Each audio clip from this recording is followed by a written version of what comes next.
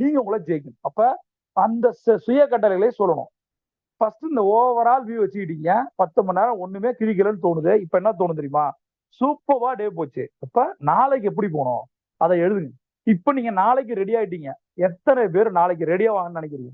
சரி, ஒருவேளை இந்த ஜூம் வரல, இந்த கோல் செட்டிங் பத்தி நான் சொல்லி தர்றேன்னா, எத்தனை பேருக்கு நீங்க நைட்டு படுக்கும் போது ஒரு டைரி எடுத்து காலையில இருந்து நான் என்ன பண்ணேன், நான் சாட்டிஸ்பாக்சனா, இதுல நான் மிஸ் பண்ணிருக்கேன், ஃபெயிலியர் ஆயிருக்கேன், நாளைக்கு இதெல்லாம் பண்ணணும்ன்ற எண்ணம் வந்து அதை டைரியில எழுதி வச்சு அதிகாலை 4 மணிக்கு எந்திரிச்சு goal setting, to do list, priority, review monitor பண்ணுவீங்க. மனசாட்சியோட சொல்லுங்க. 10% கூட பண்ண மாட்டீங்க. ஈவன் 1% பண்ண மாட்டீங்க. இன்னைக்கு சண்டே அப்படியே போவீங்க, ஃபேமிலியோட ஜாலியா இருப்பீங்க, மேட்ச் பார்ப்பீங்க, டிவி பார்ப்பீங்க, தூங்குவீங்க, மண்டே வந்துடும்.